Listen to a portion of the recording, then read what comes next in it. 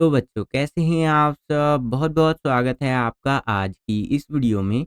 आज का ये वीडियो क्लास 9th के बच्चों के लिए बहुत ज़्यादा ख़ास होने वाला है क्योंकि इस वीडियो में हम लोग देखने वाले हैं बच्चों क्लास 9th का जो आपका हिंदी का सब्जेक्ट है, इसका जो कल आपका फाइनल एग्ज़ाम होने वाला है, यानी कि 21 फरवरी। जी हाँ बच्चों, 21 फरवरी 2026 को जो कल आपका मॉर्निंग शिफ्ट के बच्चों का यहाँ पर फाइनल एग्ज़ाम होने वाला है और जो बच्चे इवनिंग शिफ्ट के हैं उनका यहाँ पर फाइनल एग्जाम होगा 23 फरवरी 2026 को, ठीक है? इवनिंग शिफ्ट के बच्चों को।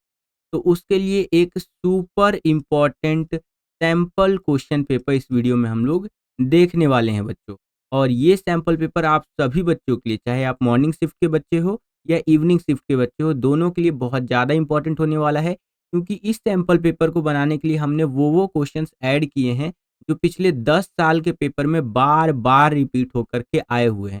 छोटा-सा तो पेपर आएगा बच्चों हिंदी का, जिसमें 15 क्वेश्चंस तो हमारे पूछे जाएँगे और ये ऐसे-ऐसे क्वेश्चंस यहाँ पर रहते हैं बच्चों, जिनका आप आसानी से आंसर कर सकते हैं, बस आपको सैंपल पेपर को समझ करके जाना है। ये हमारा दूसरा सैंपल पेपर का वीडियो है। इसी तरह से 8 से 9 सैंपल पेपर का वीडियो अभी और हम ला सकते हैं आपके लिए, बस आपकी डिमांड होनी चाहिए। अगर आप चाहते हैं कि 8 से 9 सैंपल पेपर का वीडियो लेकर के आएँ हम लोग, साथ ही साथ जो आपके इम्पोर्टेंट क्वेश्चंस हैं उनकी वीडियो लेकर के आए। उसके अलावा जो ग्रामर होता है बच्चों, जिसमें समास होता है आपका, ठीक है? और भी चीज़ें होती हैं, तो उसके लिए वीडियो लेकर के आएँ। तो इस वीडियो पर कम से कम 580 लाइक कर दीजिएगा, ठीक है? कितना लाइक करना है आपको? 580 लाइक्स या फिर 300 प्लस कमेंट, ठीक है? और कमेंट क्या करना है? यस जय भैया वीडियोज़ लेकर के आइए, ठीक है? इस तरह से अगर आप करते हैं तो डेफ़िनेटली हम आपके लिए बहुत जल्दी-जल्दी आज वीडियो लेकर के आएँगे क्योंकि कल ही आपका एग्ज़ाम है ना? तो चलिए हम अपने वीडियो को शुरू करते हैं। वीडियो शुरू करने से पहले एक बार यहाँ पर हम पेपर का पैटर्न समझ लेते हैं। देखिए हिंदी का जो पेपर होगा क्लास 9th का, ये 3 घंटे का होगा आपका। मैक्सिमम मार्क्स यानी अधिकतम अंक जो रहने वाले हैं वो हमारे 80 रहने वाले, ठीक है? पेपर पैटर्न की अगर हम बात करें तो यहाँ पर 15 क्वेश्चन्स आपसे पूछे जाएँगे हिंदी के पेपर के अंदर। 4 खंडों के अंदर यानी 4 सेक्शंस के अंदर आपका हिंदी का पेपर बटा होगा, खंड क, ख, ग और घ करके। प्रश्नों में आंतरिक विकल्प दिए गए होंगे यानी कि चॉइस दिया गया होगा, ठीक है? और प्रश्नों के उत्तर दिए गए निर्देशों का पालन करते हुए ही आपको लिखना है बच्चों। तो चलिए हम अपने वीडियो को शुरू करते हैं और पूरा सैंपल पेपर समझते हैं। हम लोग आ गए हैं खंड क के अंदर जिसे अपठित बोध वाला सेक्शन भी कहते हैं। और यहाँ पर पहला क्वेश्चन है, निम्नलिखित गद्यांश को ध्यानपूर्वक पढ़कर उस पर आधारित पूछे गए प्रश्नों का उत्तर लिखिए, ठीक है? तो ये हमें यहाँ पर गद्यांश दे दिया है बच्चों। क्या दे दिया है? गद्यांश दे दिया है। क्या दिया है गद्यांश के अंदर उसको देख लेते हैं कि महात्मा गांधी का भारतीय स्वतंत्रता संग्राम में अभूतपूर्व योगदान था। गांधी जी की अगर हम बात करें तो स्वतंत्रता संग्राम के अंदर इनका एक अहम योगदान हमें देखने को मिलता है, ठीक है? यानी कि देश की आज़ादी में इनका एक इम्पॉर्टेंट रोल हमें देखने को मिलता है। उन्होंने भारतीय जनता को अहिंसा और सत्य के मार्ग पर चलने के लिए प्रेरित किया कि भैया आपको अहिंसा के मार्ग पर चलना है, हिंसा नहीं करना है और हमेशा सत्य के मार्ग पर चलना है, ठीक है? हमेशा सच को यहाँ पर एक्सेप्ट करना है, ठीक है? आगे देखिए, उनका विश्वास था कि बिना हिंसा के भी अंग्रेजों को भारत से बाहर किया जा सकता है कि भैया अगर हम हिंसा ना भी करें तो भी अंग्रेजों को हम यहाँ से भारत से बाहर कर सकते हैं, ठीक है? उनका यहाँ पर बोला गया है कि असहमति जताने का तरीका सत्याग्रह और हिंसा का था। जब भी वो अंग्रेजों से डिसएग्री करते थे कि भैया हम अंग्रेजों की ये बात नहीं मानेंगे, तो वो यहाँ पर क्या करते थे? इस तरह से वो सत्याग्रह वगैरह किया करते थे। क्या करते थे बच्चों? सत्याग्रह वगैरह किया करते थे, ठीक है? आगे और कुछ-कुछ बातें यहाँ पर बताई गई है, ये आप अपनी स्क्रीन पर देख सकते हैं। अब यहाँ आगे अगर हम लोग बढ़े तो इसके आधार पर कुछ-कुछ क्वेश्चंस हमसे पूछे जाएंगे जिनको हम लोग देख लेते हैं कि कैसे उनका आंसर हमें लिखना है बच्चों। क्लियर है? चलिए, तो इसी पैसेज के आधार पर यहाँ पर हमसे पहला क्वेश्चन पूछ रहा है बच्चों कि महात्मा गांधी ने स्वतंत्रता संग्राम में किस विधि का अनुसरण किया? तो उन्होंने अहिंसा और सत्याग्रह का पालन किया हमेशा, ठीक है? कि हमें हिंसा नहीं करनी है, अहिंसा के मार्ग पर चलना है और सत्याग्रह को अपनाना है बच्चों, ठीक है? चलिए, और देखिए बच्चों, इस वीडियो में आगे बढ़ने से पहले एक छोटा सा लाइक का मैं आपको टारगेट दे देता हूँ। वो है हमारा यहाँ पर 190 लाइक्स का। जी हाँ बच्चों, 190 लाइक्स का टारगेट है। लाइव एंड होने से पहले 190 लाइक्स कंप्लीट करवा दीजिएगा। इससे हमारा जो मोटिवेशन बच्चों ये बहुत ज़्यादा बढ़ जाता है इसी तरह की वीडियोस को बनाने के लिए, ठीक है? तो 190 लाइक्स का हमारा टारगेट कंप्लीट करवा दीजिएगा। नेक्स्ट क्वेश्चन देखिए यहाँ पर क्या है कि महात्मा गांधी के आदर्शों में कौन सी विशेषताएं शामिल थी। तो अगर हम महात्मा गांधी के आदर्शों की बात करें तो आप लिखेंगे कि महिलाओं के अधिकारों की रक्षा करना, ठीक है, और समाज में समानता और न्याय की भावना फैलाना। तो ये दो बातें सही है बच्चों। तो यहाँ पर first and second correct answer हो जाएगा। तो ये क वाला विकल्प हमारा सही उत्तर हो जाएगा। आगे चलते हैं। अगला क्वेश्चन है, महात्मा गांधी का भारत के स्वतंत्रता संग्राम में क्या योगदान था। तो उन्होंने अहिंसा और सत्याग्रह के माध्यम से स्वतंत्रता प्राप्त करवाई थी, ठीक है, या की थी कह सकते हैं आप। ये महत्वपूर्ण योगदान था कि भैया वो लड़ने वड़ने में उतना बिलीव नहीं रखते थे। वो बिलीव रखते थे बच्चों कि यहाँ पर हमें अहिंसा के साथ काम लेना है, वायलेंस नहीं करना है, ठीक है। और इस तरह से आप लिख सकते हैं। आगे चलिए, अगला क्वेश्चन देखिए, महात्मा गांधी के अहिंसा के सिद्धांत का समाज पर क्या प्रभाव पड़ा। तो गांधी जी के अहिंसा के सिद्धांत ने भारतीय समाज को एकता और शांति की दिशा में प्रेरित किया, ठीक है। गांधी जी का जो ये अहिंसा का सिद्धांत है कि भैया हमें हिंसा नहीं करना है, तो इससे कहीं ना कहीं समाज का हर तबका उनसे जुड़ता हुआ चला गया, ठीक है, बहुत ज्यादा मोटिवेट होता हुआ चला गया। और उनका विश्वास था कि बिना हिंसा के भी लक्ष्य प्राप्त किया जा सकता है, जिससे भारतीय समाज में जागरूकता में बदलाव आया, ठीक है। तो इस प्रकार से आंसर आप लिख सकते हैं बच्चों। क्लियर है? चलिए आगे चलते हैं बच्चों। सर जी जल्दी पढ़ा दो, नींद आ रही है। नींद आ रही है? अरे आज तो आपका एग्जाम है, नींद कैसे आ जाएगी?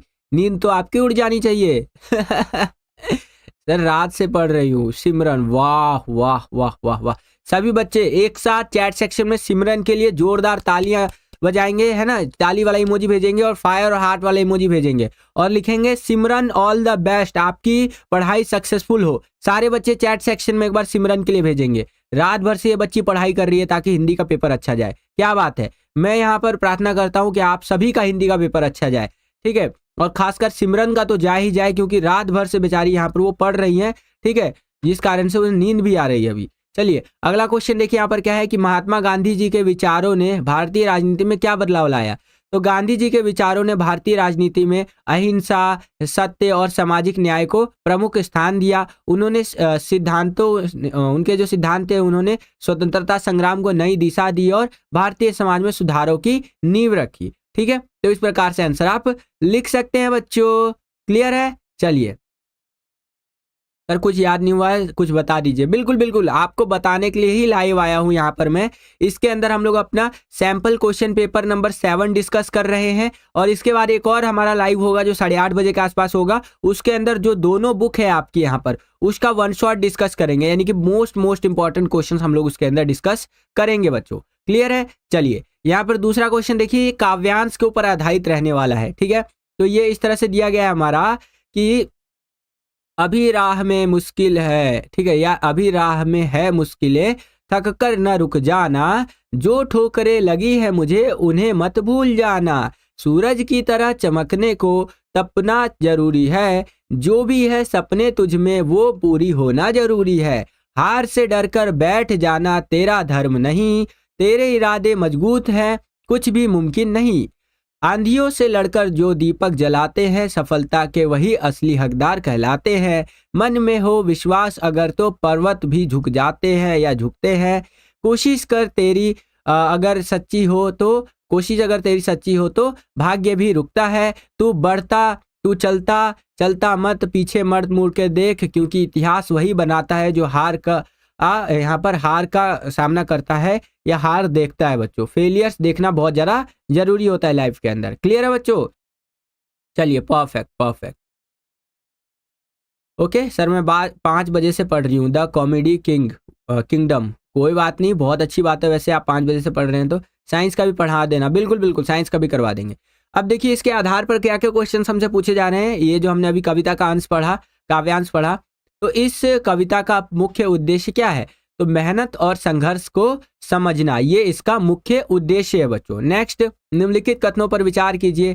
तो ये कुछ कथन दे दिया है हमें। पहला, कविता में मेहनत को सफलता का मूल मंत्र बताया गया है। बिल्कुल बताया गया है। अगला, कविता में केवल भाग्य पर विश्वास रखने का उल्लेख है। बिल्कुल यहाँ पर सही बात बोल रहा है। अगला, कविता में इतिहास बनाने वालों की प्रशंसा की गई है। बिल्कुल यहाँ पर कही गई है, ठीक है।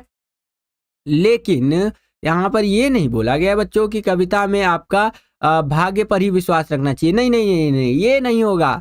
तो हमें यहाँ पर बोला गया है मेहनत करना चाहिए, है ना। मेहनत ही सफलता का मूल मंत्र है। भाग्य के बारे में उतना उल्लेख नहीं है। तो ये आपका नहीं हो जाएगा, सेकंड वाला नहीं होगा, बाकी फर्स्ट एंड थर्ड हो जाएगा। तो क वाला विकल्प हमारा सही हो जाएगा कि फर्स्ट और थर्ड जो है 1 और 3 जो कथन है ये सही है बच्चों, ठीक है। और इससे पहले बच्चों हमने आपको 6 सैंपल पेपर करवा रखे हैं, जिसका आपको प्लेलिस्ट का लिंक मिल जाएगा, ठीक है। प्लेलिस्ट वाले सेक्शन में जाएंगे तो वहां पर आपको बेसिकली मिल ही जाएगा प्लेलिस्ट। तो उन 6 सैंपल पेपर्स को जरूर देख लीजिएगा। और ये हमारा 7th सैंपल पेपर है बच्चों। इसके बाद एक 1 शॉट की लाइव ले लूंगा जिसके अंदर मोस्ट इंपॉर्टेंट क्वेश्चन हम लोग डिस्कस करेंगे बच्चों, ठीक है। चलिए अगला क्वेश्चन देखिए, सूरज की तरह चमकने को तपना जरूरी है, इसका तात्पर्य क्या है? तो इसका तात्पर्य है कि सफल बनने के लिए कड़ी मेहनत और धैर्य जरूरी है बच्चों। अगर हमें सफल बनना है तो हमें कड़ी मेहनत और धैर्य करना पड़ेगा। ज्योति व्लॉग, सर मैं 4 बजे जो सो कि 4 बजे से जगी हूँ। वाह, मुझे लगता है आप में से सारे बच्चे, जहां तक है ज्यादातर बच्चे सुबह से पढ़ाई कर रहे हैं। तो मैं यहाँ पर प्रार्थना करूंगा कि आप सभी बच्चों का आज का एग्जाम बहुत अच्छा जाए, ठीक है। माँ सरस्वती की कृपा आप पे बनी रहे और बस आप ऐसे ही मेहनत करते रहिए बच्चों, ठीक है, क्योंकि मेहनत करने वालों की कभी हार नहीं होती, ठीक है बच्चों। चलिए आगे चलते हैं और क्वेश्चंस को यहाँ पर डिस्कस करते हैं बच्चों। अगला क्वेश्चन, आंधियों से लड़कर जो दीपक जलाते हैं उसका क्या संदेश है? ठीक है, यह संदेश क्या है? तो यह पंक्ति बताती है कि कठिनाइयों और बाधाओं का सामना करने वाले ही सच्चे विजेता होते हैं और सफलता के असली हकदार बनते हैं बच्चों। तो हमें हमेशा कठिनाइयों का सामना करते रहना चाहिए, तभी हम विनर निकल करके आएंगे। जैसे आपके आज एग्जाम है तो आप यहाँ पर क्या कर रहे हैं? आप पढ़ाई कर रहे हैं ताकि आप अच्छे मार्क्स यहाँ पर गेन कर सकें। क्लियर है बच्चों? चलिए अगला क्वेश्चन देखिए, कविता में इतिहास बनाने वाले का उल्लेख क्यों किया गया है? तो इतिहास बनाने वाले का उल्लेख यह बताने के लिए किया गया है कि जो लोग हार मानने की बजाय संघर्ष करते हैं वे अपनी पहचान और महान कार्यों से दुनिया में नाम कमाते हैं बच्चों। क्लियर है? तो इस तरह से आंसर आपको लिखना है। अब हम लोग आ गए थर्ड क्वेश्चन के अंदर। यहाँ पर बोला गया है कि निर्देशानुसार उपसर्ग और प्रत्यय पर आधारित निम्नलिखित 5 प्रश्नों में से किन्हीं 4 प्रश्नों को उत्तर लिखिए, ठीक है। तो उपसर्ग जो आगे लग करके शब्द का मतलब बदल दे और प्रत्यय पीछे लग करके शब्द का मतलब बदल दे, तो वो ये उपसर्ग और प्रत्यय हो गया। इससे संबंधित क्वेश्चन देखते हैं। अपमान शब्द में प्रयुक्त उपसर्ग पहचान करके लिखिए। तो उपसर्ग जो है अप होगा, ठीक है। देखिए एक हो जाएगा आपका मान, क्या हो जाएगा मैं आपको लिख करके दिखाता हूँ। एक हो जाएगा मान, ठीक है। और इसमें अगर आप आगे जोड़ दे, उपसर्ग का मतलब क्या होता है? उपसर्ग का मतलब होता है किसी शब्द के आगे कोई शब्द जुड़ जाता है तब उस शब्द का जब मतलब बदल जाता है तो वो उपसर्ग कहलाता है। तो हम लोगों का जो मान है इसमें अगर मैं अप जोड़ दूं, क्या जोड़ दूं? अप जोड़ दूं, तो अप जमा में मान अपमान हो जाएगा, ठीक है। तो ये हमारा क्या हो जाएगा बच्चों? ये उपसर्ग हो जाएगा, ठीक है। तो इसमें मान हमारा उपसर्ग होगा। नेक्स्ट क्वेश्चन देखिए यहाँ पर क्या है बच्चों कि सद उपसर्ग से निर्मित एक शब्द लिखिए, ठीक है। तो यहाँ पर अब हमें उपसर्ग लिखना है। तो देखिए सदाचरण, सद्भावना, सदुपयोग, सदविचार, सदैव, ये सारी चीजें आप यहाँ पर लिख सकते हैं बच्चों, ठीक है। चलिए आगे चलते हैं। अगला क्वेश्चन, प्रतिस्पर्धात्मक शब्द में प्रयुक्त मूल शब्द का पहचान लिखिए। तो इसमें होगा मूल शब्द प्रतिस्पर्धा। प्रतिस्पर्धा का मतलब होता है कंपटीशन, ठीक है बच्चों। नेक्स्ट क्वेश्चन, प्रेरणादायक शब्द में निहित प्रत्यय पहचान करके लिखिए। तो मूल शब्द प्रेरणा है तथा प्रत्यय दायक है इसका, ठीक है। नेक्स्ट, त्व प्रत्यय से एक शब्द बनाइए, ठीक है। तो नेतृत्व, ठीक है, देवत्व और मनुष्यत्व, यानी कि जो लास्ट में हमारा त्व लगेगा। तो नेतृत्व, नेतृत्व करना यानी कि लीडरशिप, और नेतृत्व करना यानी कि लीडरशिप को और आगे बढ़ाना। देवत्व, ठीक है, मनुष्यत्व, इस तरह से करके आगे चलते हैं। अब हम लोग आ गए चौथे क्वेश्चन के अंदर, और चौथे क्वेश्चन में यहाँ समास पर आधारित ये प्रश्न है और इसमें से कोई 4 प्रश्न हमें करना है। तो देखिए, रक्षाबंधन समस्त पद का समास विग्रह कीजिए। तो इसका समास विग्रह कैसे करेंगे आप? तो रक्षा प्लस बंधन और विभक्ति समास और कर्मधारय समास, ये हमें देखने को मिलता है। नेक्स्ट, किसी कारण शब्द में निहित समास का नाम लिखिए। तो इसके अंदर जो समास है बसो वो हो जाएगा आपका अव्ययभाव समास, ठीक है बच्चों। नेक्स्ट क्वेश्चन, एक शब्द दूसरे का विश्लेषण जो सो कि विशेषण बनकर जुड़ता है, जैसे कि देवालय, देव प्लस आलय अर्थात देवता का स्थान। तो इसमें तत्पुरुष समास हो जाएगा बच्चों। नेक्स्ट क्वेश्चन देखिए, बहुव्रीहि समास का एक उदाहरण लिखिए। तो वह श्वेतांबर हो जाएगा, सफेद वस्त्र पहनने वाला, श्वेत प्लस अंबर, ये श्वेतांबर, ये बहुव्रीहि समास का एक उदाहरण है बच्चों। नेक्स्ट क्वेश्चन, पंचकर्म शब्द में निहित समास का नाम लिखिए। तो इसके अंदर द्विगु समास है, पंच प्लस कर्म, पंचकर्म। तो इसके अंदर कौन सा समास है बच्चों? द्विगु समास है। और वीडियो अगर आपको पसंद आ रहा है तो 190 लाइक्स का जो हमारा टारगेट है इसको कंप्लीट करवाते हुए चलिए। क्लियर है बच्चों? चलिए परफेक्ट परफेक्ट। 19 बच्चे वॉचिंग पर है और 19 लाइक्स हमारे कंप्लीट हो चुके हैं। सर वन शॉट रिवीजन के टाइमिंग क्या है? वन शॉट हम आपको करवाएंगे बच्चों 8:30 बजे के आसपास, ठीक है। अभी हमारा 7:37 हो रहा है जब हम मॉर्निंग में लाइव ले रहे हैं, और 8:30 सुबह हमारा यहाँ पर लाइव शेड्यूल है, आप जा करके देख भी सकते हैं। 8:30 बजे हम दोनों बुक के वन शॉट कंप्लीट करेंगे, ठीक है बच्चों। चलिए 5वां क्वेश्चन देखिए यहाँ पर क्या है। निर्देशानुसार अर्थ के आधार पर वाक्य भेद पर आधारित निम्नलिखित 5 प्रश्नों में से किन्हीं 4 प्रश्नों को लिखिए, ठीक है। तो यह करिए। पहला है मुझे परेशान मत करो मैं काम कर रहा हूं। तो वाक्य भेद लिखना है इसका। तो इसका वाक्य भेद हो जाएगा निषेधवाचक, नहीं, मत, मना और नहीं करना, न करना, ये सब निषेध के अंदर आता है कि भैया मेरे को यहाँ पे वो मत करो, डिस्टर्ब मत करो, ठीक है बच्चों। तो इस तरह से आपका हो जाएगा। क्लियर है बच्चों? चलिए परफेक्ट। आशा करता हूं कि आपको समझ में आ रहा होगा। नेक्स्ट क्वेश्चन देखिए। ध्यान से पढ़ाई करो और अच्छे अंक लाओ। इसमें वाक्य भेद लिखना है आपको। तो इसमें वाक्य भेद हो जाएगा आज्ञावाचक। क्या दिया जा रहा है यहाँ पर? आज्ञा दिया जा रहा है बच्चों कि ध्यान से पढ़ाई करो और अच्छे अंक यहाँ पर प्राप्त करो। क्लियर है बच्चों? और इसके अंदर आज्ञा के अंदर क्या क्या आ जाएगा? कृपया, आदेश, तुरंत, ध्यान करें, ये सब इसके अंदर आ जाएगा। नेक्स्ट है हमारा विस्मय यादि बोधक वाक्य, और इसका एक उदाहरण दीजिए, ठीक है। तो ये जो होता है, ओह यह समुच्ची अद्भुत है, ठीक है, यह सचमुच अद्भुत है, सॉरी, मैं हैरान हूं। तो ये विषयवाची वाचक होता है, ठीक है, विस्मय या बोधक वाक्य जिसको आप कहेंगे। नेक्स्ट संकेतवाचक वाक्य का एक उदाहरण दीजिए। तो संकेतवाचक की बात करें तो यह कौन सा रास्ता है, हमें कहाँ जाना है, ठीक है, ये हो जाएगा। अगला जो वाक्य किसी इच्छा या आशीर्वाद को प्रकट करते हैं तो वो हो जाएगा इच्छावाचक वाक्य। क्या हो जाएगा बच्चों? इच्छावाचक वाक्य बच्चों। क्लियर है? चलिए परफेक्ट परफेक्ट। चलिए आई होप कि आपको समझ में आया होगा। आगे चलते हैं बच्चों। अगला क्वेश्चन देखिए, हम लोग आ गए 6ठे क्वेश्चन के अंदर, और यहाँ पर क्या है? निर्देशानुसार अलंकार पर आधारित निम्नलिखित 5 प्रश्नों में से किन्हीं 4 प्रश्नों के रेखांकित काव्य पंक्तियों में अलंकार पहचान करके लिखना है। तो यहाँ पर है चंचल चल, जैसे कि चल, चित, चकोर, चकोरी, ठीक है। तो इसके अंदर अलंकार है अनुप्रास अलंकार। यहाँ पर च ध्वनि का पुनरावृत्ति की गई है। च ध्वनि जो है ये बार बार आ रही है, इसलिए अनुप्रास अलंकार, जिसके अनुप्रास अलंकार यहाँ पर बना है जिससे, ठीक है। नेक्स्ट है पास ही रे हीरे की खान उसे खोजता कहाँ नादान। तो ये श्लेष अलंकार है। क्यों? क्योंकि एक अर्थ में हीरे की खान का मतलब होता है खदान या खजाना, जहां हीरे होते हैं। दूसरा अर्थ होता है कि हीरे की खान में खान शब्द का उपयोग संदर्भ के अनुसार व्यक्ति के आंतरिक या बाहरी संपत्ति या गुण को भी इंगित करने के लिए हो सकता है। तो इस तरह से आप यहाँ पर लिख सकते हैं बच्चों। क्लियर है? चलिए अगला होता है जन्म मरण के बंधन तोड़ मुक्ति पाई। तो इसके अंदर श्लेष अलंकार देखने को मिलेगा बच्चों। क्या देखने को मिलेगा? श्लेष अलंकार। क्लियर है बच्चों? चलिए नेक्स्ट क्वेश्चन देखिए, यहाँ पर क्या है घ में कि भजन कयो ताते भज्यो भज्यो न एको बार दूरी भजन जाते कयो सो तू भज्यो गवार। ठीक है, तो ये हो जाएगा आपका यमक अलंकार। कौन सा हो जाएगा बच्चों? ये हो जाएगा आपका यमक अलंकार। क्लियर है बच्चों? चलिए परफेक्ट परफेक्ट।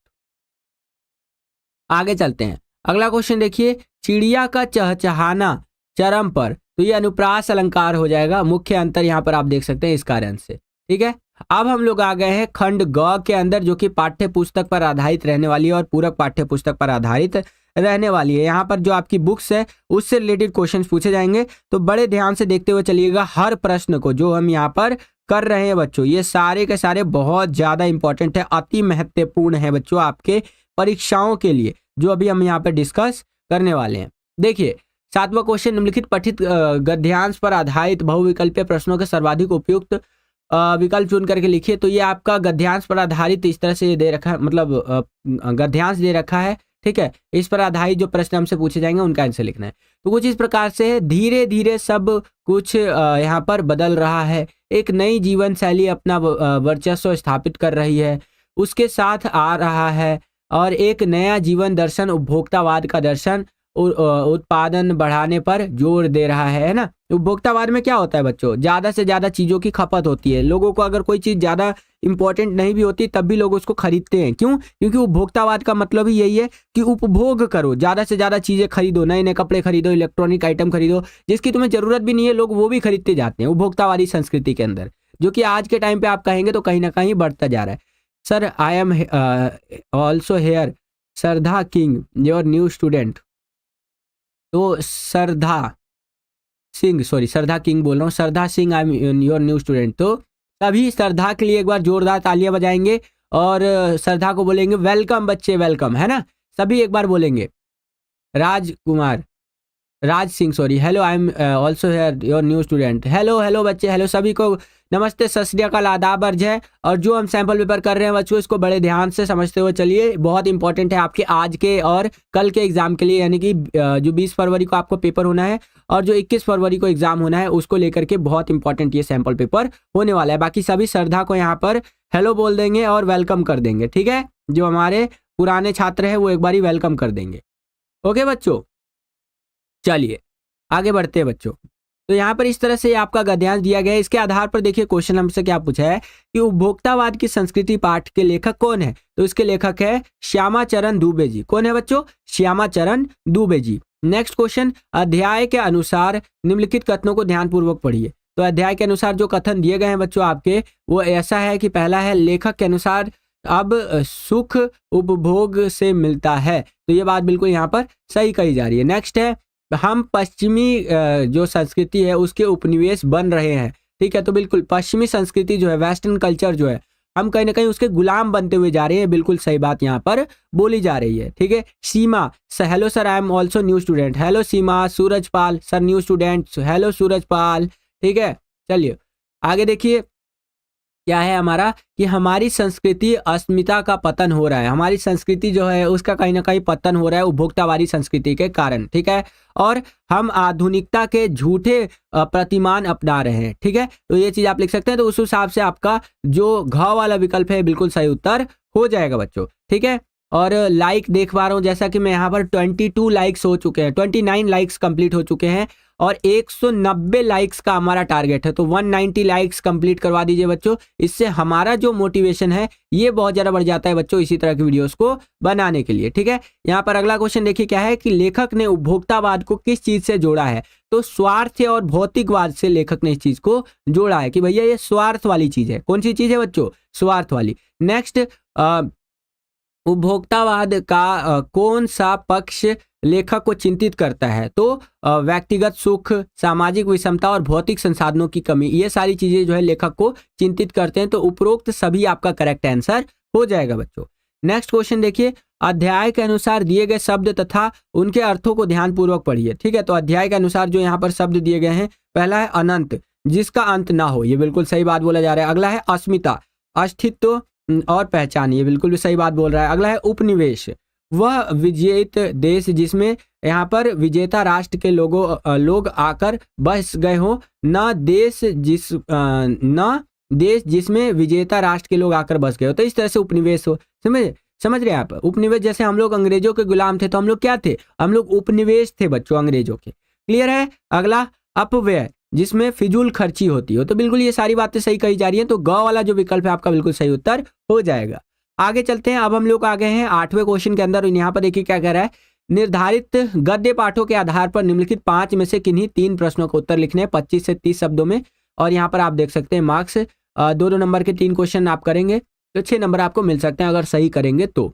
अब बड़े ध्यान से देखते हुए चलिएगा क्योंकि बुक के आधार पर यहाँ पर क्वेश्चन है तो हम देखेंगे ध्यान से। आई am your new student sir, बदमाश and hello Ashifa new student. चलिए Deepika Gujjar, hello I M new student. सभी को जो नए स्टूडेंट आ रहे हैं सभी को वेलकम है, ठीक है। और आप अपनी परीक्षाओं की तैयारी और अच्छे से करते रहें, इसलिए हमसे आप जुड़े रहिए। हम अभी आपका जो नेक्स्ट एग्जाम होगा हिंदी के बाद आपका जो साइंस का एग्जाम होगा आपका, ठीक है, उसके अलावा इंग्लिश का जो एग्जाम होगा, सभी के लिए सैंपल पेपर, इंपॉर्टेंट क्वेश्चन सब कुछ हम लेकर के आते रहेंगे बच्चों, ठीक है। ये चैनल ही आपके इस तैयारी को और बेहतर बनाने के लिए बनाया गया है। क्लियर है बच्चों। चलिए आगे चलते हैं और चीज़ों को देखते हैं हम यहाँ पर। तो यहाँ पर क में क्वेश्चन है कि जो सो कि लेकिन औरत जात पर सींग चलाना मना है, यह भूल जाते हो।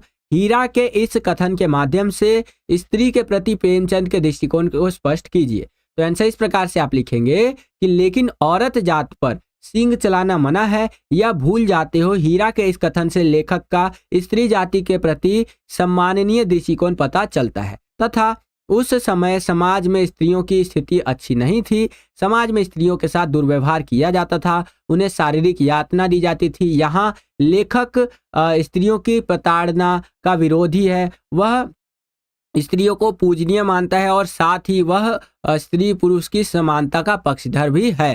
तो ये चीजें हमें देखने को मिलती हैं बच्चों। क्लियर है? चलिए नेक्स्ट क्वेश्चन देखिए। लहासा की और पाठ के आधार पर बताइए कि तिब्बत में सबसे खतरनाक जगह कौन सी है। ठीक है, तो ध्यान से समझिएगा लहासा की पाठ के आधार पर कि तिब्बत में सबसे खतरनाक जगह कौन सी है।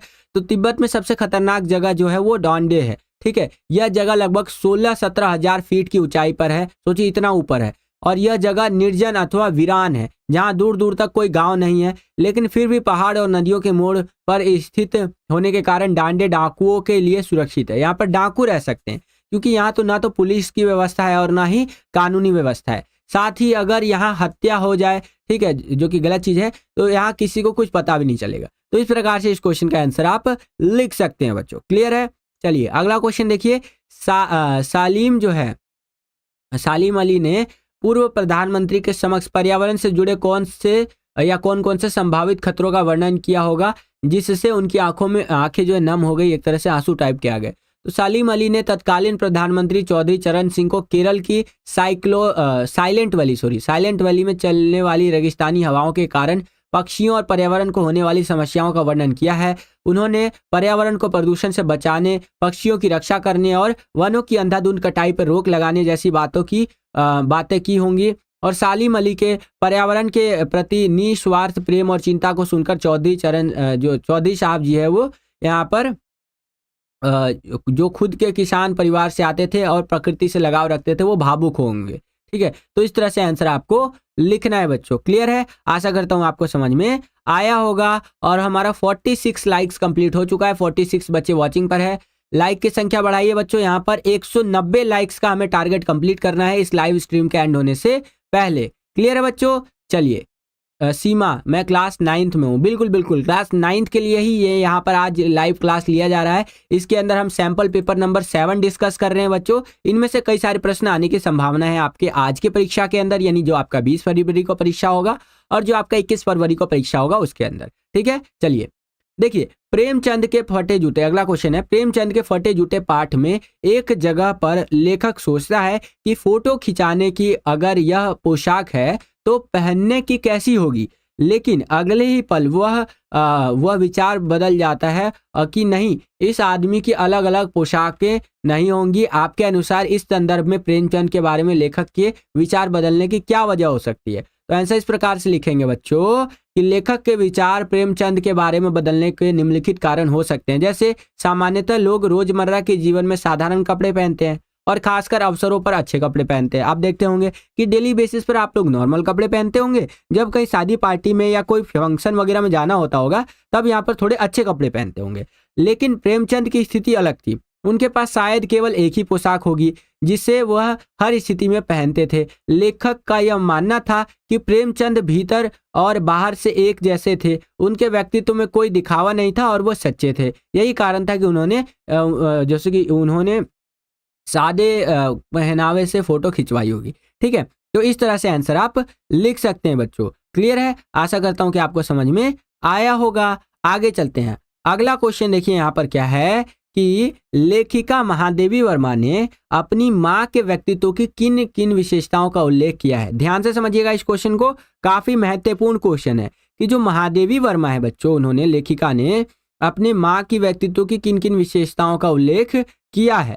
तो यहाँ पर आप लिखेंगे बच्चों कि महादेवी वर्मा की माँ के व्यक्तित्व की विशेषताएं जो किस प्रकार से है। महादेवी वर्मा की माँ धार्मिक स्वभाव की महिला थी। कैसी महिला थी वो? धार्मिक स्वभाव की महिला थी बच्चों। ठीक है, आगे देखिए बताया गया है जो नियमित पूजा पाठ करती थी और मीराबाई के भजन गाती थी। वे संस्कारी और हिंदी संस्कृति की जानकार थी। ठीक है, हिंदी, संस्कृत वगैरह सब कुछ उनको आता था, ठीक है, और जिससे महादेवी वर्मा का रुझान इन भाषाओं में और भी ज़्यादा बढ़ा, ठीक है। हिंदी और संस्कृत वगैरह का अच्छा खासा उनको ज्ञान था और महादेवी वर्मा का इसीलिए यहाँ पर जो रुझान था, इंटरेस्ट था, वो और ज़्यादा यहाँ पर बढ़ा हुआ हमें देखने को मिला बच्चों। क्लियर है।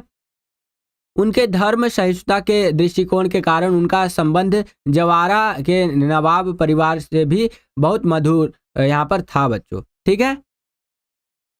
तो इस प्रकार से आंसर आप लिख सकते हैं। आशा करता हूं कि आपको समझ में आया होगा। अब हम लोग आ गए हैं 9वें प्रश्न के अंदर। यहाँ पर देखिए क्या कह रहा है बच्चों कि निम्नलिखित पठित पद्यांश पर आधारित बहुविकल्पीय प्रश्नों के सर्वाधिक उपयुक्त विकल्प चुन करके लिखिए। तो अब हमें यहाँ पर पद्यांश दे दिया है, ठीक है, इसको हमें पढ़ना है और इस पर आधारित जो हमसे प्रश्न पूछे जाएंगे उनको हम लोगों को हल करके लिखना है बच्चों। तो चलिए यहाँ पर जो ये पद्यांश दिया गया इसको थोड़ा सा हम लोग एक बारी देख लेते हैं। तो कुछ इस प्रकार से ये दिया गया है बच्चों कि बूढ़े पीपल ने आगे बढ़कर जुहार की, बरस बाद सूंघी लिम्ही, बोली अकुलाई, लता ओट हो किवार की, हर्षाया ताल लाया पानी परात भर के, मेघ आए बड़े वन ठन के सवर के, क्षितिज अटारी गहराई दामिनी, दमकी क्षमा करो गांठ, खुल गई अब गरम की, बांध टूटा झरझर, मिलन के अश्रु ढर के, मेघ आए बन ठन के सवर के। ठीक है, तो इस तरह से ये आपका यहाँ पर पद्यांश दिया गया है बच्चों। इस पर आधारित जो प्रश्न हमसे पूछे जा रहे हैं उनको देख लेते हैं। पहला प्रश्न कि कविता में बादलों को किससे तुलना की गई है। तो कविता के अंदर जो बादल है बच्चों, जो क्लाउड्स है, उनकी तुलना यहाँ पर की गई है बच्चों सजे धजे दामाद से। ठीक है, जो दामाद जी आते हैं वो देखते होंगे कि सज धज करके आते हैं, है कि नहीं, तो उसी से यहाँ पर बादलों की तुलना की गई है।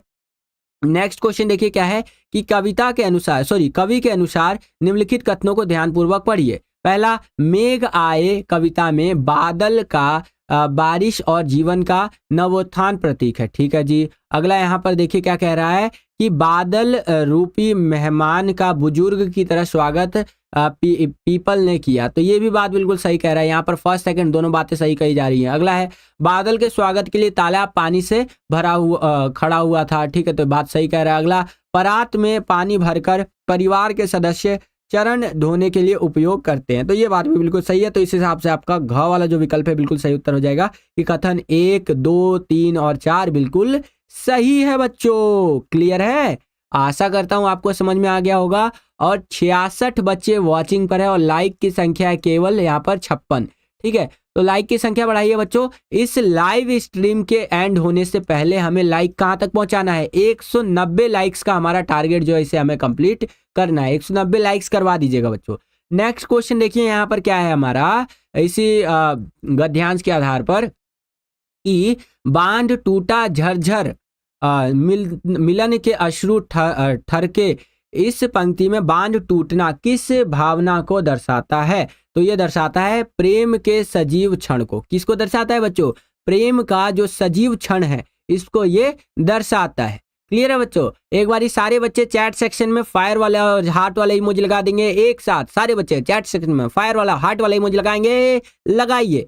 ठीक है, चलिए अगला प्रश्न देखिए। मेघ आए में कवि ने किसका चित्रण किया। तो मेघ आए में बच्चों कवि ने शांति, सौंदर्य और जीवन के नवीनकरण का चित्रण किया बच्चों। क्लियर है, आगे चलते हैं। अब हम लोग आ गए हैं 5वें क्वेश्चन के अंदर और 5वें क्वेश्चन में देखिए बच्चों ये कुछ शब्द दिए गए हैं और उनके अर्थ दिए गए हैं, वो पढ़ करके आपको बताना है कि सही है या गलत है। तो ये सारे ही सही है। यहाँ पर आप देख सकते हैं जो जो बातें बताई गई है इस गद्यांश के आधार पर ये सारे ही चीजें सही है बच्चों। क्लियर है, चलिए तो इस हिसाब से अगर हम बात करें तो आपका जो ग वाला विकल्प है बिल्कुल सही उत्तर हो जाएगा। आगे चलते हैं। अब हम लोग 10वें क्वेश्चन के अंदर आ गए हैं। जो हमारा 10वां क्वेश्चन है इसको भी देख लेते हैं।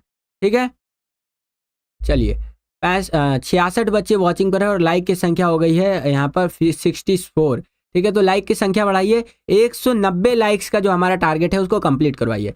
10वां क्वेश्चन देखिए यहाँ पर क्या कह रहा है बच्चों कि पद्य पाठों के आधार पर निम्नलिखित 5 प्रश्नों में से किन्हीं 3 प्रश्नों के उत्तर लगभग 25 से 30 शब्दों में लिखिए। ठीक है, पद्य पाठों के आधार पर। तो इसको भी देख लेते हैं बच्चों। यहाँ पर पहला क्वेश्चन है 10वें के क में कि कबीर ने ज्ञान के आगमन की तुलना सामान्य हवा से न कर आंधी से क्यों की है? ज्ञान की आंधी का भक्त के जीवन पर क्या प्रभाव पड़ता है? तो ध्यान से समझिएगा, सामान्य हवा कोई विशेष परिवर्तन नहीं करती है। जो सामान्य हवाएं होती हैं बच्चों, वो कोई विशेष परिवर्तन यहाँ पर नहीं करती है।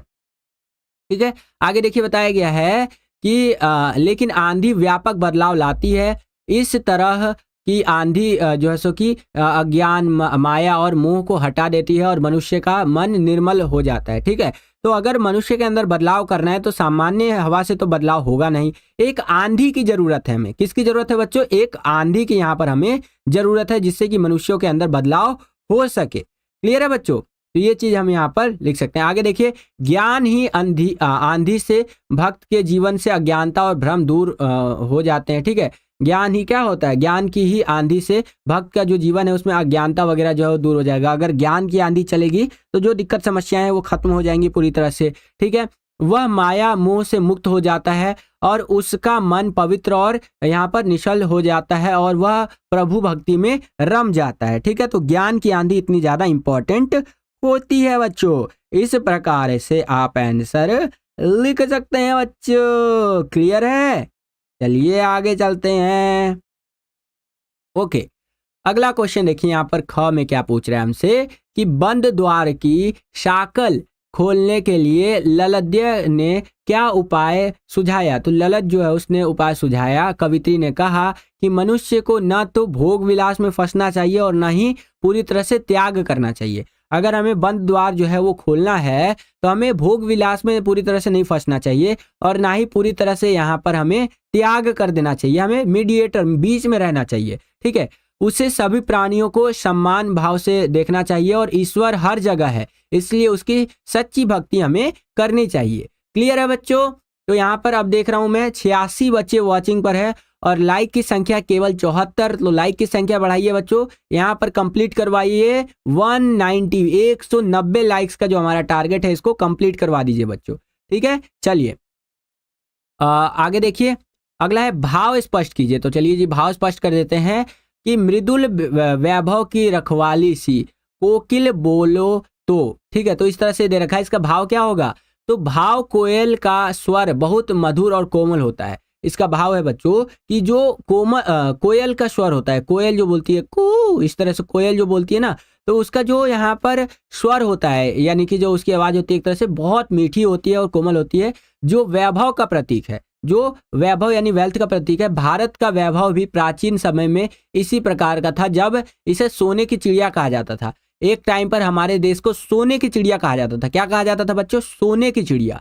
ठीक है, हालांकि अंग्रेजों के अत्याचारों के बावजूद वह वैभव अब भी मौजूद था। कवि कोयल से जानना चाहते थे कि वह इस वैभव को फिर से क्यों जैसे कि लुटा रही है, क्योंकि आजकल परिस्थितियां बहुत बदल गई हैं और भाव को फिर से क्यों यहाँ पर ये लुटा रही हैं, क्योंकि आजकल परिस्थितियां बहुत ज़्यादा बदल गई है। तो इस तरह से आंसर आपको लिखना है। आगे चलते हैं, अगला घ में यहाँ पर क्वेश्चन देखिए क्या है कि ग्राम श्री कविता में अरहर और सनई के खेत कवि को कैसे दिखाई देता है? तो आंसर इस तरह से लिखेंगे, अब अरहर और सनई की फली में बीजें आती हैं और हवा के साथ फलियां टकराती हैं तो हल्की हल्की आवाज होती है। हल्की हल्की क्या होती है? आवाज होती है। और यह आवाज करधनी, कमर में पहना जाने वाला गहना और धुंधरो ऐसी होती है। कवि को ऐसा महसूस होता है जैसे धरती ने अपनी कमर में करधन पहनी है और यह आवाज उन धुंधरों जो सुखी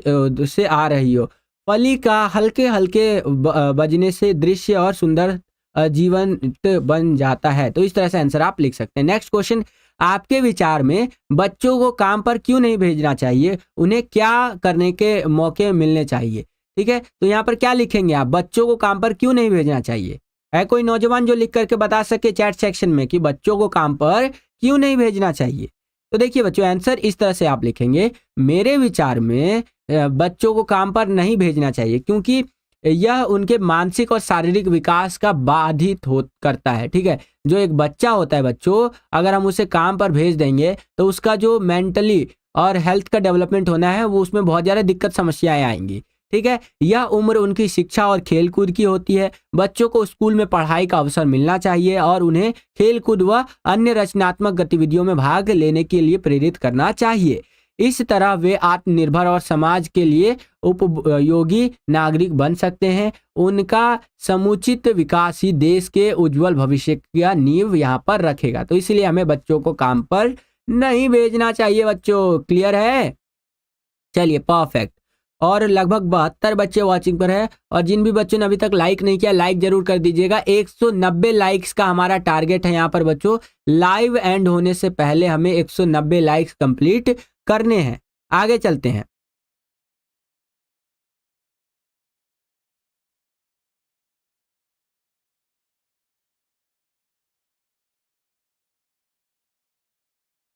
चलिए अब हम लोग आ गए हैं 11वें क्वेश्चन के अंदर। 11वां जो क्वेश्चन है हमारा ये इस तरह से है। पूरक पाठ्य पुस्तक के निर्धारित पाठों के आधार पर निम्नलिखित 3 प्रश्नों में से इन्हीं 2 प्रश्नों के उत्तर लगभग 50 से 60 शब्दों में लिखिए। ठीक है, तो पूरक पाठों के आधार पर यहाँ पर हमसे क्वेश्चंस पूछे जा रहे हैं। तो चलिए इनको भी देख लेते हैं बच्चों। देखिए पहला क्वेश्चन है कि पान की दुकान पर एकत्रित लोग बाढ़ के संबंध में तरह तरह की बातें कर रहे थे, लेकिन लेखक ने वहां से हट जाने में ही अपनी भलाई समझी। ऐसा क्यों है? तो ऐसा इसलिए है बच्चों क्योंकि शहर में बाढ़ का पानी घुसने की आशंका थी तथा उसे देखने के लिए लोग पान वाले की दुकान पर एकत्र हो गए और तरह तरह की बातें करने लगे। ऐसे खतरे के समय भी लोग बाढ़ से भयभीत नहीं थे, बल्कि हंसी खुशी और कौतूहल से बाढ़ के बढ़ते स्तर को देख रहे थे। अब देखिए बाढ़ आ रहा है, पानी किसी को देखता नहीं है, पानी आता है तो आ ही जाता है बस, ठीक है। लेकिन लेखक को पता था कि भैया ये बाढ़ का खतरा बढ़ रहा है। लेखक को और उसका मित्र बाढ़ से होने वाली अनहोनी से जो कि आतंकित थे। तो ये चीजें आप यहाँ पर लिख सकते हैं। और आगे देखिए क्या बताया गया है बच्चों कि वे चाहकर भी प्रसन्नता नहीं दिखा रहे थे, इसलिए नहीं कि वहां से हट जाने में ही भलाई है समझी, ताकि लोग उसे बुजदिल, कमजोर या अन्य कुछ बोलकर उनका उपहास ना उड़ा सके। ठीक है, तो इस तरह से वो हट नहीं पा रहे थे वहां से। क्लियर है? चलिए अब हम लोग आ गए हैं ख वाले क्वेश्चन के अंदर। यहाँ पर ख में देखिए क्या क्वेश्चन हमसे पूछा जा रहा है कि मेरे संग की औरतें पाठ में लेखिका की माँ परंपरा का निर्वाह न करते हुए भी सबके दिलों पर राज करती थी। इस कथन के आलोक में लेखिका की माँ की विशेषताएं लिखिए। तो कुछ इस प्रकार से आपको लिखनी है बच्चों।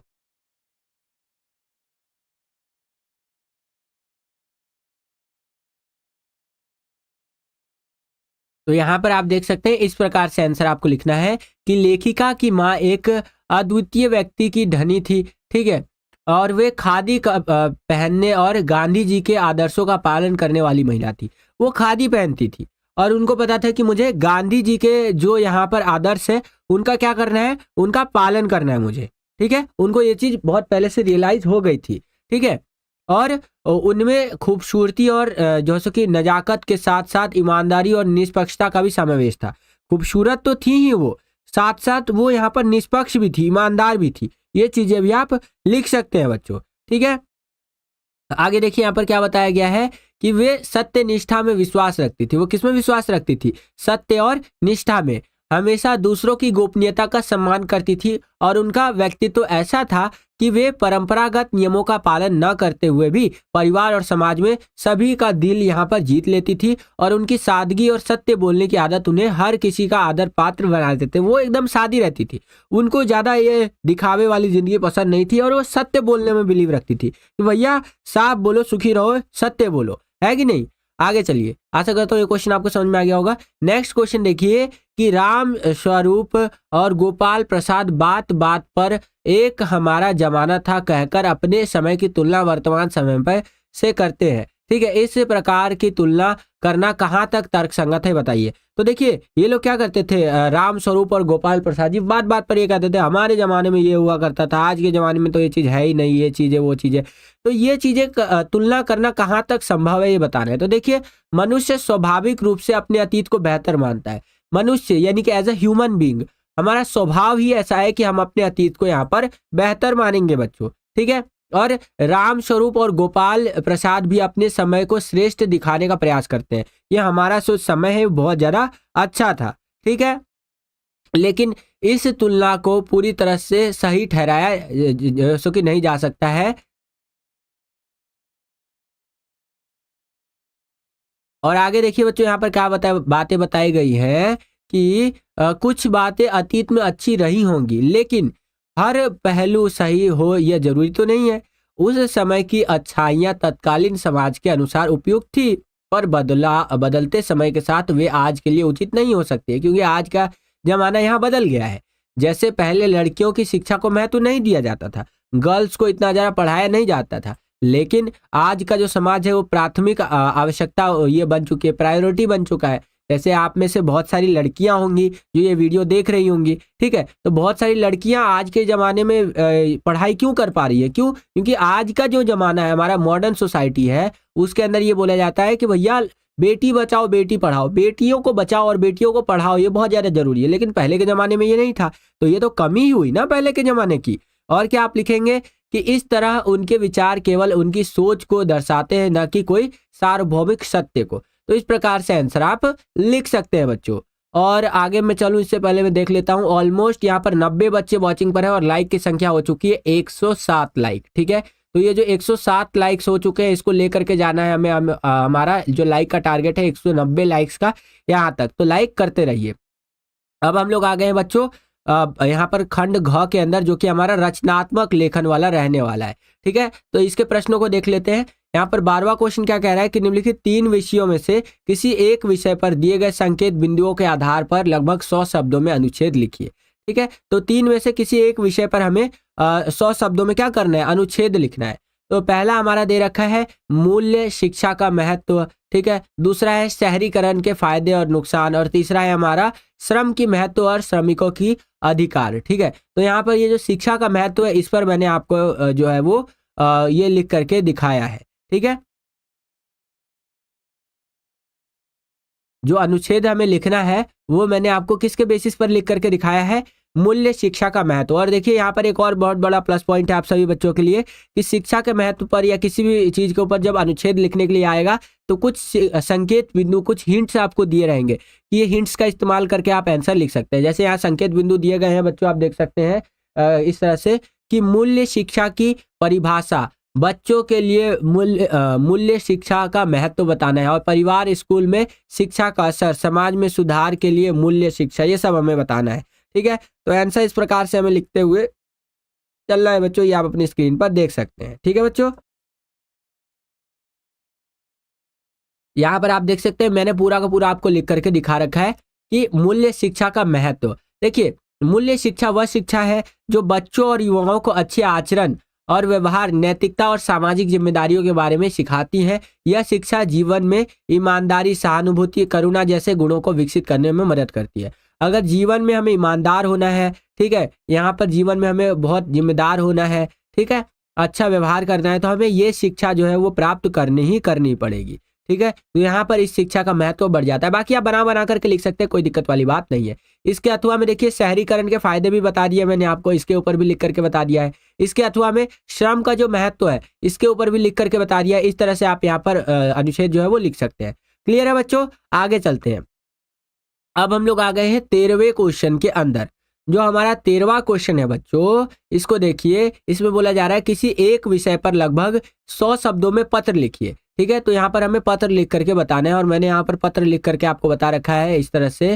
पहला वाला है कि आप योगेश या निधि है, अपने छोटे भाई को समय का सदुपयोग करने और पढ़ाई के प्रति गंभीर होने की सलाह देते हुए यहाँ पर 100 शब्दों में पत्र लिख करके बता रहे हैं कि भैया समय का हमेशा सदुपयोग करना चाहिए, और इस तरह से क्या करना चाहिए, हमें पढ़ाई को लेकर के हमें गंभीर रहना चाहिए। इसके अथवा में क्वेश्चन दिया है कि आप आर्यन या प्रियंका है, अपने क्षेत्र की सड़क की खस्ता हालत के बारे में नगर निगम के अधिकारी को पत्र लिख करके उसकी मरम्मत की मांग हमें करनी है। और इसके अथवा में भी एक क्वेश्चन है कि आप अमित या लता है, आपके विद्यालय की विज्ञान प्रयोगशाला में उपकरण पुराने और खराब हो गए हैं, प्रधानाचार्य जी से आग्रह करते हुए पत्र लिखिए और प्रयोगशाला में सुधार के लिए यहाँ पर जो है सो कि क्या कदम उठाए जाएंगे वो आपको बता रहे हैं। तो देखिए ये सारे ही मैंने आपको करके बता रखे हैं कि कैसे कैसे आपको पत्र लिखना है। सबसे पहले ये जो फर्स्ट वाला क्वेश्चन था जिसके अंदर हमें समय के सदुपयोग के बारे में और पढ़ाई के प्रति गंभीर होने के बारे में बताना था, तो इस तरह से लिखेंगे, प्रिय बहन,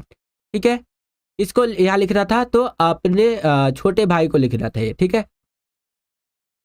संप्रेषण जो सो कि नमस्कार, मुझे हमेशा तुम्हारी मेहनत और लगन की सराहना होती है, लेकिन आज मैं तुमसे एक महत्वपूर्ण विषय पर बात करना चाहता हूँ, ठीक है। यह विषय है समय का सदुपयोग। और इस तरह से आप यहाँ पर लिख सकते हैं। लास्ट में आपका आ जाएगा तुम्हारी बहन निधि, ठीक है। मतलब पूरा आप अपने हिसाब से पूरा लिख सकते हैं, बिल्कुल शॉर्ट में रहेगा बच्चों। इसी का अथवा में हमारा इस तरह से था, जो क्या था क्वेश्चन देख लेते हैं एक बारी, कि आप आर्यन या प्रियंका है, अपने क्षेत्र की सड़क की खस्ता हालत को लेकर के एमसीडी को आपको बताना है। तो देखिए कैसे लिखेंगे, इसके ऊपर सबसे पहले आपका आ जाएगा सेंडर एड्रेस, यानी कि आप जो भेज रहे हैं आपका पता, ठीक है, आपका यहाँ पर पता ये आ जाएगा। तो आपका पता कुछ भी लिख सकते हैं, 100 शांति निकेतन कुंज, करोल बाग, दिल्ली 110045, ठीक है।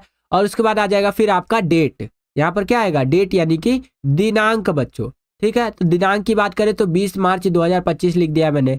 अगला है हमारा नगर निगम अधिकारी, करोल बाग, दिल्ली 110045। विषय किस विषय पर हम ये लिख रहे हैं, तो सड़क की खस्ता हालत पर ध्यान आकर्षित करने के लिए हम ये लिख रहे हैं बच्चों, कि सड़क की हमारे यहाँ पर खस्ता हालत हो रखी है, इस पर कृपया करके ध्यान एक बार आकर्षित करिए आप सभी, ठीक है। मान्यवर, मैं आर्यन या प्रियंका अपने क्षेत्र का निवासी हूं और सड़क की खस्ता हालत पर ध्यान आकर्षित करना चाहता हूं या चाहती हूं। हमारे क्षेत्र की प्रमुख सड़कें जीर्ण शीर्ण हो चुकी है, यानी कि बहुत खराब हो चुकी है, जिनमें कई जगह गड्ढे हो गए हैं। इस वजह से दुर्घटनाओं का खतरा बढ़ गया है। इस वजह से क्या हो रहा है बच्चों, दुर्घटनाओं का जो खतरा है वो बहुत ज़्यादा बढ़ गया है। इस समस्या को हल करने के लिए सड़क मरम्मत कार्य शीघ्र शुरू किया जाए और सड़क की नियमित देखरेख की व्यवस्था बनाई जाए, ठीक है। यानी इतनी जो खस्ता हालत हो गई है सड़कों वगैरह की, तो उसके लिए यहाँ पर सारी चीज़ों को तुरंत से तुरंत शुरू करना चाहिए और ये चीज़ों को ठीक करना चाहिए। आपसे अनुरोध है कि इस मामले में कार्रवाई की जाए। धन्यवाद भवदीय आर्यन प्रियंका, और संपर्क नंबर ये है, इस तरह से एग्जाम्पल के लिए। इसी के अथवा में एक और क्वेश्चन था हमारे यहाँ पर, आप देख सकते हैं कि आप अमित या लता है, आपके विद्यालय के विज्ञान प्रयोगशाला में जो साइंस लैब है वहाँ पर जो उपकरण वगैरह है वो पुराने हो चुके हैं, ठीक है, खराब हो गए हैं। प्रधानाचार्य जी से आग्रह करते हुए पत्र लिखिए कि प्रयोगशाला में सुधार के लिए कदम उठाए, ठीक है। तो इसको कैसे लिखेंगे आप पत्र, वो मैं आपको दिखा देता हूँ, एक सेकेंड। हाँ, यहाँ से आएगा, सेवा में प्रधानाचार्य जी, राजकीय वरिष्ठ माध्यमिक बाल विद्यालय या बालिका विद्यालय, 12 खम्बा रोड, करोल बाग, दिल्ली 1185। विज्ञान के विषय क्या हमारा, विज्ञान प्रयोगशाला के सुधार के ऊपर हम ये पत्र लिख रहे हैं। क्लियर है बच्चों। इसके आगे चले तो हमारा हो जाएगा यहाँ पर प्रधानाचार्य जी, सविनय निवेदन यह है कि मैं अमित लता आपके विद्यालय का छात्र या छात्रा हूं। अगर आप लड़के हैं तो लिखेंगे छात्र, अगर आप लड़की है तो लिखेंगे छात्रा, ठीक है। और अपने जेंडर के अकॉर्डिंग ही, अगर लड़के हैं तो लड़कों वाला नाम चूज करेंगे, अगर लड़की है तो लड़की वाला नाम यहाँ पर आप चूज करेंगे, ठीक है। उसके अकॉर्डिंग ये चूज कर लेंगे। आगे देखिए बताया गया है, इस पत्र के माध्यम से विज्ञान प्रयोगशाला में सुधार की आवश्यकता पर ध्यान आकर्षित आपका करना चाहता हूं या चाहती हूं। विद्यालय की विज्ञान प्रयोगशाला यानी साइंस लैब में उपकरण पुराने और खराब हो गए हैं। सारे छात्रों को प्रयोग करते समय कठिनाइयों का सामना करना पड़ता है। यह न केवल छात्रों के लिए समस्या की बात है, बल्कि इससे उनकी शैक्षणिक गुणवत्ता भी प्रभावित हो रही है, यानी कि जो आपका एजुकेशन का क्वालिटी है वो भी कहीं ना कहीं कॉम्प्रोमाइज हो रहा है बच्चों, ठीक है। और 133 लाइक्स कंप्लीट हो चुके हैं। लाइक का टारगेट जो हमारा है 190 लाइक्स का जो टारगेट है इसको कंप्लीट करवा दीजिए बच्चों। आगे देखिए क्या लिखा गया है कि मैं आपसे निवेदन करता हूं या करती हूं कि विज्ञान प्रयोगशाला के उपकरणों को शीघ्र बदलाव जाए या बदला जाए और नए उपकरण खरीदे जाए ताकि छात्र वैज्ञानिक प्रयोगों का सही तरीके से अभ्यास कर सके। धन्यवाद। 20 मार्च आपका आज्ञाकारी शिष्य, नाम अपना लिख सकते हैं आप, कक्षा 9वीं, अनुक्रमांक नंबर 1 यानी रोल नंबर 1, ठीक है। तो नाम हम अपने हिसाब से लिखेंगे नहीं, यहाँ पर दे रखा था हमें नाम अमित या लता, ठीक है। तो अगर आप लड़के हैं तो आप लिखेंगे अमित इस तरह से, और अगर आप लड़की है तो लिखेंगे लता, ठीक है। क्लियर है बच्चों। आगे चलते हैं। अब हम लोग आ गए हैं 14वें क्वेश्चन के अंदर। जो 14वां क्वेश्चन है बच्चों उसको देख लीजिए। यहाँ पर क्या बोल रहा है बच्चों कि आपका नाम अनीश है, पुल की मरम्मत न होने के कारण यातायात ठप हो गया है।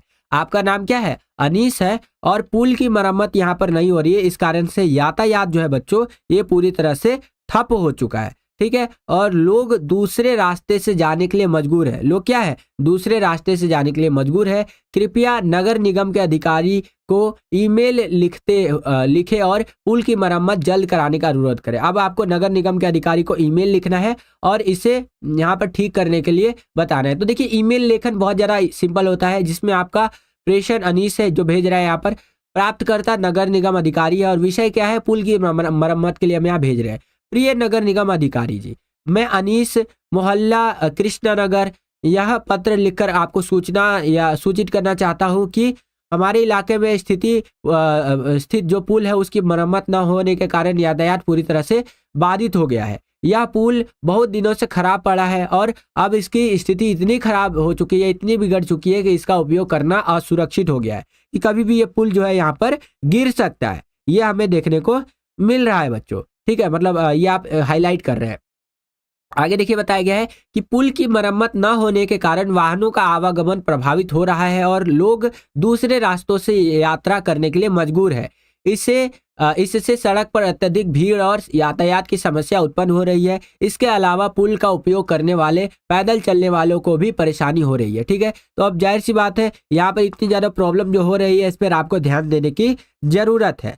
आगे देखिए बताया गया है कि कृपया इस पुल की मरम्मत शीघ्र करें ताकि यातायात फिर से सुचारू रूप से चल सके और लोगों को असुविधा का सामना न करना पड़े। धन्यवाद, भवदीय अनीश, फोन नंबर इस तरह से, ठीक है।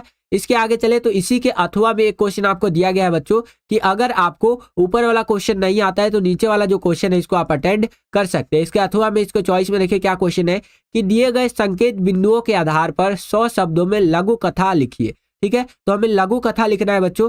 तो इस तरह से दिया गया है, संकेत बिंदु की व्यस्त जीवन में रिश्तों की उपेक्षा, रिश्तों की महत्वता का एहसास देर होने से होना, ठीक है, या देर से होना, ठीक है, बदलाव की आवश्यकता महसूस करना और रिश्तों में सुधार और संतुलन को जो कि कदम बढ़ाना। तो इस तरह से आपको यहाँ पर दिया गया है और आपको क्या करना है, लघु कथा लिखना है बच्चों। तो चलिए लघु कथा लिख देते हैं। सबसे पहले तो हमारा यहाँ आ जाएगा इस तरह से, रिश्तों की अहमियत लघु कथा। इसके ऊपर हम यहाँ पर लघु कथा ये लिख रहे हैं पूरा का पूरा, जो आप ये देख रहे हैं कि मयंक एक सफल बिजनेसमैन था। मयंक क्या है, एक सफल बिजनेसमैन था, लेकिन वह हमेशा अपने काम में इतना व्यस्त रहता था कि उसने अपने रिश्तों की उपेक्षा कर दी। उसने क्या किया, अपने रिश्तों को एक तरह से इग्नोर कर दिया, ठीक है।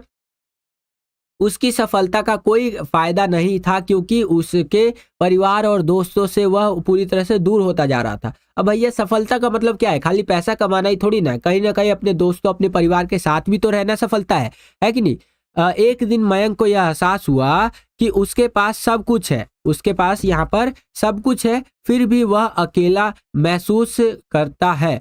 उसकी पत्नी और बच्चे उसे नहीं समझ पा रहे थे और उसकी दोस्तों से बातचीत भी कम हो गई। उसकी दोस्तों से यहाँ पर बातचीत भी क्या हुई थी, कम हो गई थी। और उसने महसूस किया कि सफल होने के बावजूद रिश्ते में सुधार की जरूरत है। सफल तो वो हो चुका है, सक्सेसफुल हो चुका है, जब बिजनेसमैन वो एक पूरी तरह से सक्सेसफुल बन चुका है, लेकिन अभी भी इसमें काफी सुधार की जरूरत है। क्लियर है बच्चों। और लगभग 145 लाइक्स हमारे कंप्लीट हो चुके हैं। लाइक के टारगेट को कंप्लीट करवाइए बच्चों। 190 लाइक का जो हमारा टारगेट है इसको जल्द से जल्द कंप्लीट करवा दीजिए लाइव एंड होने से पहले बच्चों, ठीक है। चलिए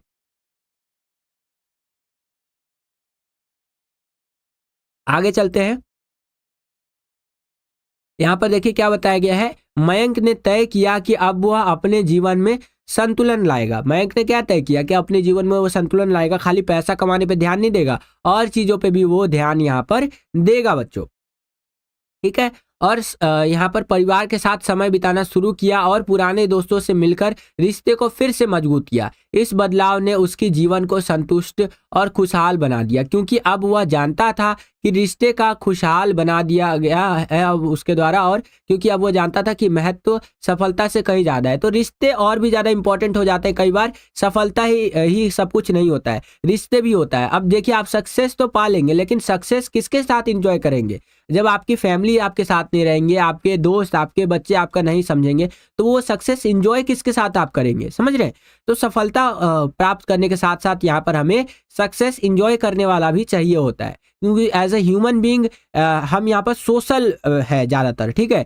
इस तरह से हम सामाजिक ज़्यादा है, क्लियर है बच्चों, 154 लाइक्स हमारे कंप्लीट हो चुके हैं और हम अपने लाइक के टारगेट के बहुत नजदीक आ चुके हैं बच्चों। हमारा 190 लाइक्स का टारगेट है इस लाइव के एंड होने से पहले और हम लोग यहाँ पर बहुत नजदीक आ चुके हैं। बहुत जल्दी मुझे लगता है कि आप सभी बच्चे कंप्लीट करवा देंगे हमारे इस लाइक के टारगेट को। ठीक है बच्चों, चलिए 15वां क्वेश्चन देखिए क्या है यहाँ पर कि साक्षी और मोहन परीक्षा के दौरान तनाव से निपटने के तरीकों पर चर्चा करते हैं और साक्षी ध्यान और योग की सलाह देती है जबकि मोहन प्रबंधन पर जोर देता है। ठीक है, और आगे देखिए यहाँ पर बोला गया इसी का अथवा में क्वेश्चन है कि आप इकबाल या अलीशा है, आपको विद्यालय की छुट्टी के समय किसी की खोई हुई एक डायरी मिली है, इस संबंध में सूचना देते हुए 80 शब्दों में सूचना तैयार करना है। ठीक है, तो एक यहाँ पर तनाव को लेकर के चीजें हैं, चर्चा वगैरह, और एक यहाँ पर सूचना देना है। तो चलिए देख लेते हैं।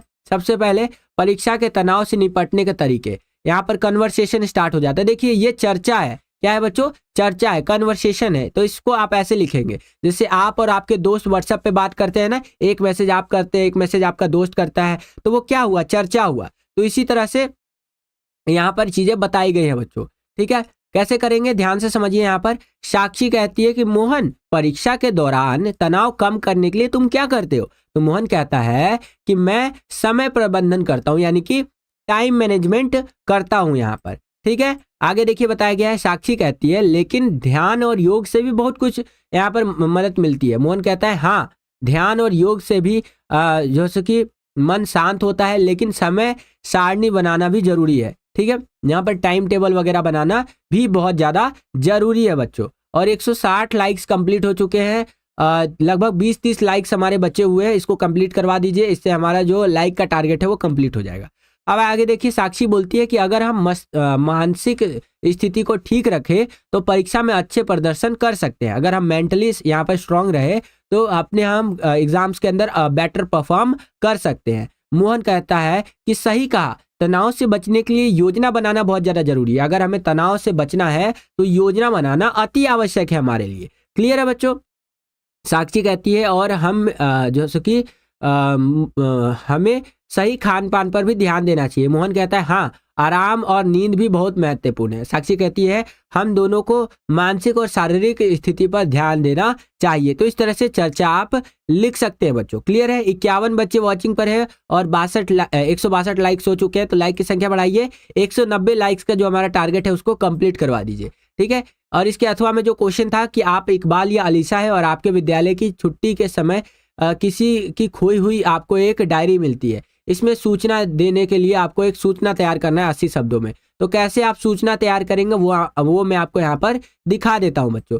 तो सूचना इस तरह से तैयार किया जाएगा। सूचना दिनांक 22 जनवरी 2025, प्रिय छात्रों। ठीक है, आज विद्यालय की छुट्टी के समय मुझे विद्यालय के मैदान में एक डायरी मिली। जब यहाँ पर स्कूल की छुट्टी हुई तो मुझे क्या मिला, एक डायरी मिला मुझे। ठीक है, और डायरी पर कोई नाम या पहचान पत्र नहीं है। ठीक है, कि डायरी पर कोई नाम हो या कोई पहचान का यहाँ पर सिंबल हो, कुछ नहीं है, लेकिन इसकी कवर पर कुछ व्यक्तिगत विवरण दिए गए हैं, कुछ पर्सनल जो डिटेल्स होते हैं वो दिए गए हैं। यदि यह आपकी है तो कृपया कार्यालय में संपर्क करें और डायरी को कार्यालय में सुरक्षित रख दिया गया है और कृपया अपनी पहचान और विवरण के साथ हमें सूचित करें ताकि हम आपको यह वापस कर सके। सादर इकबाल आ जाएगा नाम आपका, कक्षा 9 विद्यालय कार्यालय। ठीक है, तो इस तरह से आप यहाँ पर लिख सकते हैं बच्चों। क्लियर है, तो यहाँ पर हमारा यही था आज का वीडियो। आशा करता हूँ आपको ये वीडियो पसंद आया होगा। अगर आपको वीडियो पसंद आया तो कर दीजिए ज़्यादा से ज़्यादा लाइक। जितना ज़्यादा वीडियो को आप लाइक करेंगे उतना ज़्यादा हमारा मोटिवेशन बढ़ता है इसी तरह की वीडियोस को बनाने के लिए। चैनल पर अगर आप नए आ गए हैं, learning king 10th YouTube channel को अभी तक आपने सब्सक्राइब नहीं किया है तो सब्सक्राइब कर लीजिए। इसी तरह की वीडियोस हम आपके लिए लेकर के आते रहते हैं। जैसे ही आप चैनल को सब्सक्राइब करेंगे, बगल में आपको बेल का, घंटा कुछ भी कर सकते हैं, उसका आइकन देखने को मिलेगा। उसको प्रेस करके ऑल पे क्लिक कर दीजिएगा, जिससे कि जो भी हम नया वीडियो अपलोड करें आपकी तैयारी के लिए, तो वो आपके पास सबसे पहले पहुंच जाया करे और आपकी तैयारी बहुत बढ़िया हो सके। इस वीडियो के लिए इतना ही, मिलता हूँ आपसे अगली और एक्साइटिंग वीडियो में। तब तक के लिए खुश रहिए, खुश रखिए सभी को। जय हिंद, वंदे मातरम।